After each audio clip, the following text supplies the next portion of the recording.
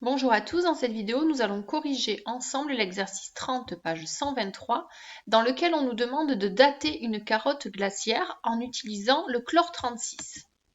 Dans la première question, on nous demande de donner la composition du noyau de chlore 36.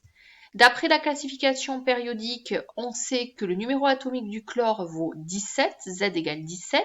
On peut donc en déduire qu'il possède 17 protons. Le nombre de masses étant 36, il y a donc 19 neutrons. Question 2. Préciser en quoi le renouvellement en chlore 36 dans les eaux de surface est important pour la datation.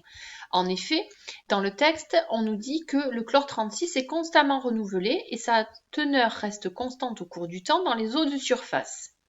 De ce fait, cela nous donne une valeur de référence sur le nombre de noyaux de chlore 36 présents dans les eaux de surface que l'on peut comparer ensuite avec la quantité présente dans la glace en profondeur où ce renouvellement n'existe plus.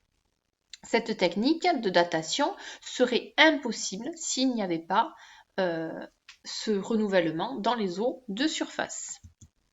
Question 3. Donner l'équation de désintégration du chlore 36, sachant qu'un noyau d'argon se forme. L'argon, d'après la classification, possède 18 électrons. On peut donc en déduire l'équation de la désintégration du chlore 36 en utilisant les lois de conservation de Soddy comme ceci. Question 4. Donner le nom de la particule mise en jeu, le type de radioactivité. Le nom de la particule ici est un électron qui est émis et donc on en déduit que la désintégration du chlore 36 est de type β-.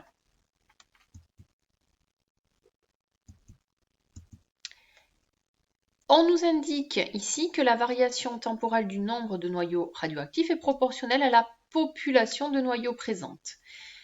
Ceci est une équation différentielle puisque c'est une égalité qui met en jeu la dérivée du nombre de noyaux et la fonction nombre de noyaux. On doit résoudre cette équation différentielle.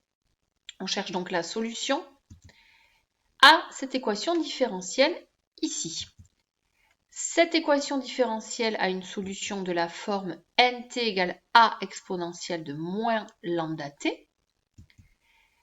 At égale 0, la quantité de noyaux est notée n0, ce qui nous permet de déterminer que a égale n0 et d'écrire donc la solution de cette équation différentielle comme ceci, nt égale n0 exponentielle de moins lambda t.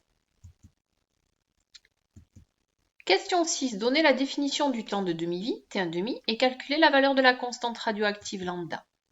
D'après le cours, le temps de demi-vie, T1,5, est la durée au bout de laquelle la moitié des noyaux radioactifs initialement présents se sont désintégrés. Ce temps de demi-vie est lié à la constante radioactive selon la relation donnée ici.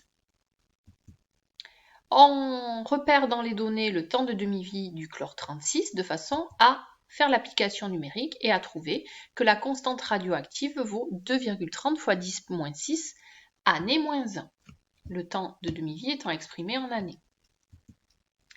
On cherche à déterminer l'âge T1 d'un échantillon de glace prélevé dans une carotte glaciaire de l'Arctique et pour lequel il n'y a plus que 75% de noyaux de chlore 36 par rapport à un échantillon récent de même masse. Donner la valeur du rapport NT1 sur N0. Donc, la donnée essentielle est le pourcentage de noyaux encore présents. 75% des noyaux sont présents à l'instant T1, ce qui nous permet d'écrire que ce rapport est égal à 0,75. Question 8. Exprimer puis calculer l'âge T1 de l'échantillon. On utilise la solution de l'équation différentielle à l'instant T1. Le but étant d'isoler T1, comme ceci, mathématiquement, on obtient T1 égale 1 sur lambda ln de N0 sur NT1. On passe à l'application numérique et on obtient que T1 est égal à 1,25 fois 10 puissance 5 années. L'échantillon date donc d'il y a 125 000 ans.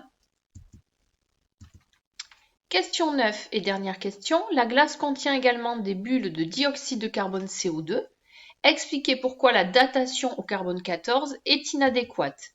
Dans les données, on a le temps de demi-vie du carbone 14, on observe que ce temps de demi-vie est trop court pour ce type d'échantillon et que la quasi-totalité des noyaux radioactifs se sont déjà désintégrés et donc il serait impossible de dater l'échantillon en utilisant ce noyau-là radioactif. La correction est maintenant terminée. Cet exercice est un exercice type puisqu'il reprend toutes les notions abordées dans ce chapitre.